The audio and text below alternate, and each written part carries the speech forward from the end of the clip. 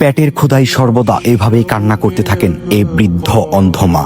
আপনার একটি শেয়ারে হতে পারে ওনার খাবারের ব্যবস্থা। পারলে ওনাকে সহযোগিতা করুন, অন্যথা ভিডিওটা শেয়ার করুন। আমি এমন একজন বৃদ্ধ দাদির বাসায় আসছি, আপনারা যদি দেখেন এই ঘরটা মানুষে করে দিচ্ছে। এই যে উনি একা এভাবেই এই ঘরের ভেতরে পড়ে থাকে, এটা হচ্ছে ওনার ঘরের পরিবেশ। উনি চোখে দেখে না, অন্ধ। ওনার স্বামী সন্তান কোনো কিছুই নেই। উনি বিগত কয়েকদিন যাবৎ অসুস্থ এবং ওনার খাবারের ব্যবস্থাটা দিনে 3 বেলার মধ্যে 1 বেলা যদি কেউ খাবার আইনা দেয়, সে খাবারটা উনি খাইতে পারে। আর কেউ যদি খাবারের ব্যবস্থা করে না দেয়, তখন তার সেই খাবারের ব্যবস্থাটাও হয় না, উনি খাইতে পারে না। ওনারে যদি আপনারা দেখেন, অবশ্যই মায়া লাগার কথা।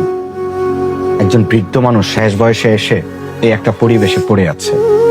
না আছে স্বামী, না আছে সন্তান, না আছে আশেপাশের মানুষ যে তার খাবারের ব্যবস্থা করে দিবে। 2-4টা পরিবার আছে যারা মাঝে মধ্যে ওনার খাবার টাবারের ব্যবস্থা করে দেয়। অসুস্থ হয়ে যদি উনি ঘরের ভেতর মরেও যায়, দেখার মতো যেন কেউ নেই। আপনার কি সমস্যা বলেন তো? আমার সমস্যা, আমি অন্ধ মানুষ, আমি চলতে ফিরতে পারি না। আমার খাওয়াইয়া দেওয়াইয়া মানুষ নাই গে, আমার বাপ মা নাই, নাই বলতে নাই কিচ্ছু, কেন বলতে কেন নাই গে। অনেক যদি আপনারা সহযোগিতা করেন তো আমি চলতে পারবো।